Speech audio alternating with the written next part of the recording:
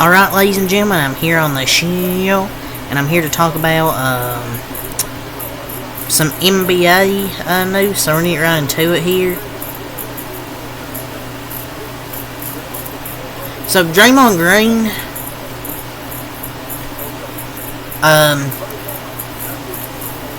kind of talked about why do Knicks fans think I hate their team, basically. So, you know, he's kind of saying like the Knicks run is a fluke, and he says their run says the Knicks are a, end quote, fluke. End quote, he said, why do Knicks fans think I hate the Knicks, though? I've told the truth about the team, and the truth about the team is, it's a fluke. You said it's a fluke this year, is what you said. I don't get how Draymond Green is saying it's a fluke, because being down 4, they're missing a few key players, and being now 1 win away from the Eastern Conference Finals, it don't sound like a fluke. They were one of the best teams in the NBA this year.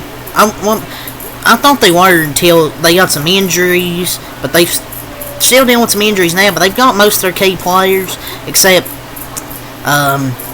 Randall, which I think it's better than not having him, honestly. I think they play better without him in the playoffs. But not to mention, they made the second round last year. And yes, I get the goals to win an NBA championship. But calling them a fluke is BS. They also are making the second round, missing their third best player, their second best player, their third best player's hurt now, they're starting centers out. They're missing like 3-4 key players there. He makes 0 sense. Trade for all defense players. Brunson takes a leap and finished 5th in MVP voting. Sign players like DiVincenzo for culture and shooting. Won 3 more games than last year while still injured. The team is just simply better this year.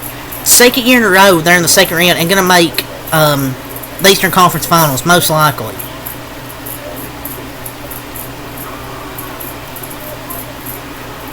And I guess Draymond Green's just trying to stay relevant to save his career. But really talking from the studio, the Knicks are having the same success this season they had last season. The difference is just key players out.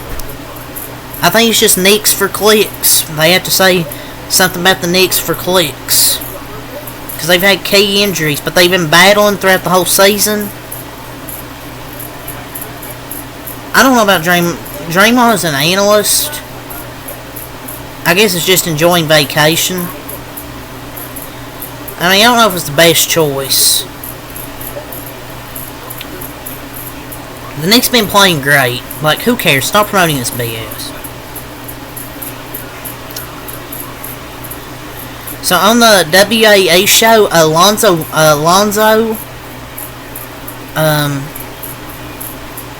he feels like he's at 70% and good enough to play. And, end quote, it's improving, so that's all I can ask for. Still not where I want it to be. Out of 100, I'd say about 70. Good enough to play, but it could still get better. Man, it's kind of crazy he ain't played in like, what, 2-3 years? And the injury he had was like a cartilage transplant. Really, he had no cartilage in his knees, which is crazy. And he's getting paid because he's under contract. But man, having no cartilage in his knees is just crazy, man. Them knee injuries, no joke. But maybe he could be back next season, hopefully.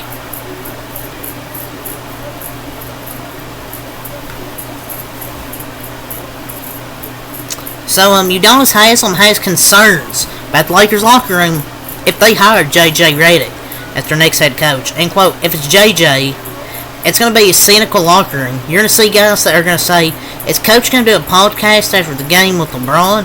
You're going to have a cynical locker room of guys that are going to side-eye everything JJ says because they're going to wonder, is it JJ's message or LeBron's message? One losing streak in their podcast will be over with. But if JJ coaches, I'm pretty sure he's not going to be able to do his podcast anymore. Why are people saying he would continue the podcast if he had a full job and conflict of interest? Oh yeah, because Draymond hopped on the pod. Draymond's a player. Being a player and being a coach is different. And I'm pretty sure Draymond's probably on it when he was suspended. Or at least during the season, he's not going to be on a podcast. And I'm pretty sure it would end. Maybe you'd had other people run the podcast. I don't know. I just assume, he'd do a podcast while he's a full-time coach, if that happened. But I don't know if it will. I feel like he's, wants to say, as an analyst for ESPN. So Udonis Haslem, ESPN NBA analyst. Udonis Haslem, he says Celtics, they've been battle tested in the playoffs. And quote, I don't know if you want to be battle tested in the finals. They'll be fine. I mean, I guess they haven't been that battle tested, but they have a really good roster. I'm pretty sure Celtics will do fine. They played us a lot of good teams regular season, beat them. But I mean, the playoffs are much different though. But hey, buddy, to hate your ass. He's always running his mouth. I mean, I know they asked him, but come on. But I mean, the East was kind of free this year. Maybe that's why they had such a good year. But they're a really good team, though. But I will say, the problem with their offense is they play too much one-on-one at times. No ball movement. That can maybe come back to haunt them in maybe, not the this round because they're up 3-1, but maybe in the next round or in the finals. If you want to play one-on-one, just one-on-one ball, no ball movement, you're not going to win. J.J. Redick is the front-runner to land the head coaching job with the Lakers per at Jovan Buha. And quote, right now, I believe J.J. Redick is slightly ahead of the field. Man. I mean, but he's a great basketball mind who understands the game, but yes, he kind of did market himself. I think most people do that to advance.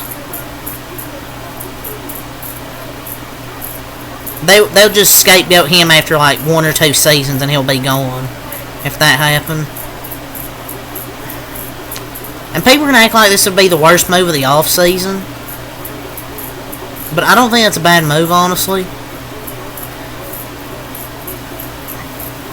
That's just my opinion, though. I don't think he'd be that bad, to be honest.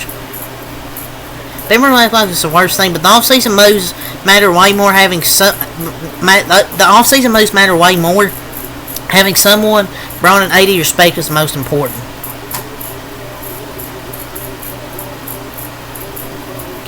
The Lakers are expected to, end quote, be at the front of the line to acquire Donovan Mitchell this summer, by Jason Lloyd. If Mitchell doesn't sign an extension with Cleveland this summer, the Cavs will have to explore trade options. And one of the teams standing at the front of the line will be the Lakers. It's possible, given Mitchell's current condition with his calf, that he's already played his final game in a Cavs jersey. What do the Lakers even have to offer? I mean, I'm pretty sure 28 other teams would like to get Donovan Mitchell. We get it. The Lakers are going to try and get a star, and it's not going to work out. Jay McDaniels, he says he's not worried about Jamal Murray scoring. He said, and quote, it's just loud shots. It's nothing really hurting us. Murray's sufficient scoring in games 3 and 4 have been huge, but it hasn't really been the problems. Aaron Gordon, perfect from the field, and then their bench stepping up huge, so kind of right. So Doc Rivers, he fires back at J.J. Redick. Remember when J.J. Redick said some stuff about Doc Rivers or something like that? So Doc, he fired back. J.J. Redick's best numbers of his career was under one coach, and you're looking at him. I'm the one who grabbed him out of Milwaukee and decided to start him. From that point on, his career took off. Doc said, with all due respect, you weren't that good, buddy. But a fact check here. He actually had his 2 best scoring seasons in Philadelphia after he left Doc Rivers. But why is Doc Rivers still caring about this? Oh, he cooked him. Wow, good. If being wrong was cooking, then sure. If you're gonna ignore the stats, Doc Rivers, you shouldn't be talking, buddy. You're one of the most overrated coaches of all time. You're hanging on that 2008 ring, buddy. The Milwaukee Bucks are the favorites to win the Patrick Beverley sweepstakes. Patrick Beverley sweepstakes. You know, teams should be maybe teams could, I don't know, what am I trying to say? I don't know if there's any sweepstakes here. Seems like you're gonna player that can just ride the bench and maybe play a few minutes here and there.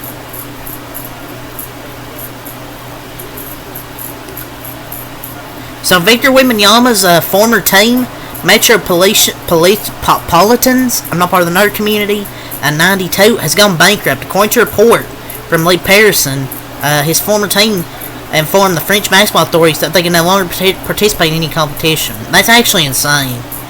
Like, Wemby made it to the NBA and they just stopped supporting. So, Bilal Coulibaly says Brandon Ingram was the most difficult player to defend this season. Brandon Ingram gave us 40. I was playing great defense, but he was just shooting out of my head. Like, I was like, what am I supposed to do? I mean, they couldn't guard anyone last year, honestly. So Draymond Green talked about the Suns, and quote, the Suns have no big man. KD is the Suns' big man. They got no big man. He is kind of right. Nurkic is terrible for the Suns. He's terrible. And then Nurkic just like on Twitter, oh, I see it, Burr still needs help or something like that. Like, Draymond owns you, buddy. You have the worst all-time worst playoff win percentage. You're gonna be out of the league soon. You're a useless big man.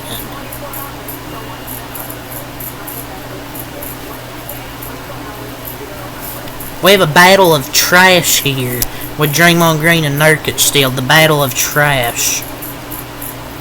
Brian Windhorst, he says that several NBA executives were curious about LeBron's activities after his visit to Cleveland last night. I will say this. First thing I thought of was this moment 10 years ago where LeBron showed up to the game in Cleveland while he was a player for the Miami Heat to honor Zydrunas Ilgauskas, his jersey retirement, his longtime teammate. And he got on a private plane, flew from Chicago over to Cleveland on an off night. Pat Riley was not happy, and a few months later he signed with the Cavs. He's extremely strategic, and I wish I could tell you I knew exactly what he's doing. I don't pretend to know, but he's got to be up to something. Man, elite storyteller Brian Windhorst, he always makes it sound interesting. I'll say that with speculation. I guess it's really just a nothing burger and clicks. But maybe he just wanted to go watch some hoops, but maybe he wouldn't be there if he wasn't thinking about going back to Cleveland. So Kendrick Perkins, he wants to see Kevin Durant join the Miami Heat. We know the Miami Heat went to 2 NBA Finals. Jimmy Butler was able to get over the hump. You get a guy like KD in there, and also the Miami Heat, they got some pieces. They got some pieces over there that's eye candy. The star stopper has arrived. Pat Riley ain't gonna do that. Perkins just trying to see KD get more slander. Pat Riley doesn't get superstars like that anymore. Pat Bev, the Pat Bev Pod, he believes he deserves a pay raise in free agency this summer following his playoff performance. I want to stay in Milwaukee. I want to see what goes here. But, I also play well enough in the playoffs to get a little bump, That's the business side of it. So whatever happens, well, that happens. Yeah, okay, buddy. Your 4 points, 7 turnovers, and 12 claps on the bench. You're 35, buddy. You're not getting that big of a pay raise.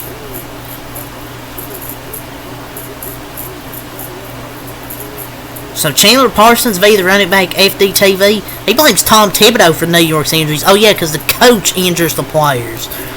This is why that players poll came out with guys that don't want to play for Thibodeau because it doesn't last. You can't sustain it such a long season. Oh yeah, because I'm sure the injuries are completely due to him. Completely lazy ass analysis. Chandler Parsons is a nobody. It is highly unlikely that the Miami Heat will be able to re-sign Caleb Martin this summer. And I promise the Heat don't care. I mean, he is a key player, but I doubt they care. But, man, that was a lot of news here, so, yeah, until next time I'm out. Peace.